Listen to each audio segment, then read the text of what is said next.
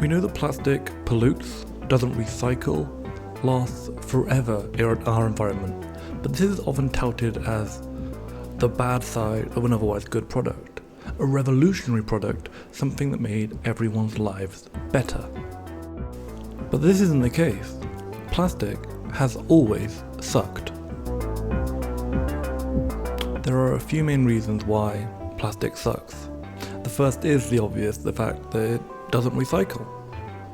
Then there's the fact that it's often not even fit for purpose. Plastic is often weaker and more malleable than a lot of other materials out there.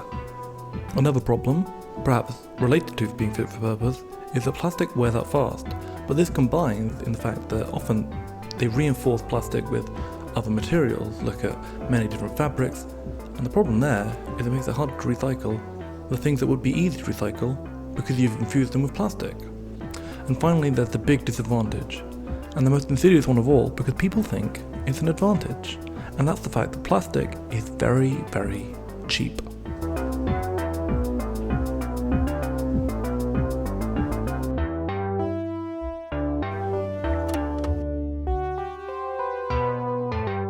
Let's start with that last point. Plastic is cheap. It's cheap to corporations. It's cheap in exactly the way they want it to be cheap. It's cheap in a way that makes it just as expensive for you to buy a product because it's about on par with other products. On par, that is, in terms of performance often, not in terms of lifespan. It will last a lot less time, leading you to have to buy again and again.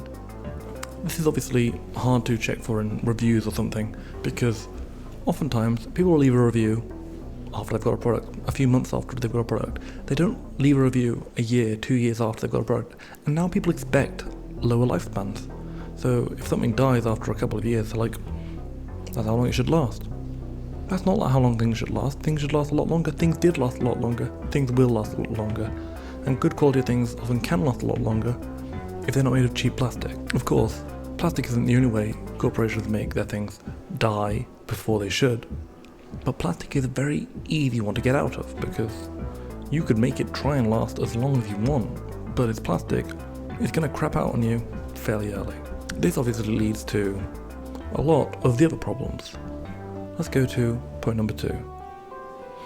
Plastic is very hard to recycle. There are some plastics that look like they recycle, but they don't. There's a little triangle symbol. That just says plastic categorization. It's not the recycling logo. But recycling is only one of the 3 R's, which is reduce, reuse, recycle. And plastic messes up all 3 of them. Recycling, because you can't do it. Reducing, because they die quicker, making you have to buy more. And reusing, because plastic, after it's outlived its use, doesn't often want to be used again. It's made to last until it dies, until the original product dies, and then it's pretty useless. Think of, I don't know, a plastic jar for food produce. Not very useful, it dies, that's straight in the bin. Not the recycling bin, often normal bin. Glass jars, they'll get used again and again and again. Clothes, if they break, people are a lot less likely to replace plastic clothes because they break and they break and they break and they've got shorter lifespans. You don't expect it to last long, and because it's cheaper, you're not as attached to it. You don't care about it lasting long. So, plastic lasts less time, it's less useful when it does last, but surely there are some good points here. Surely the time when it's working as intended, it works just as well, if not better than the competition made of real materials. No, it doesn't. Not at fucking all. We've already talked about it. It was mentioned at the start. Plastic is weaker and more malleable. If you want to increase that, you can increase the thickness, and people don't generally want thick plastic things. You can also mesh it with another material, but that makes the other material compromised and often isn't as good as something made purely out of that other material. This is a common trait in, as I say, fabric blends. And people who like them have some very interesting ideas about what makes them good. Often this is, oh, they're more comfortable. Well, that's because of another problem. Things aren't often fitted as well. If you don't fit as well, then you'll be more likely to go for something elasticy. And it won't fit as well because you've got a lot more pieces and they're a lot more disposable. You don't want to get something tailored, you don't want to get something custom fit if you're going to have a different outfit every single day. And another thing is, because you're wearing these different outfits every single day, you're not getting time with one outfit, you're not wearing it in.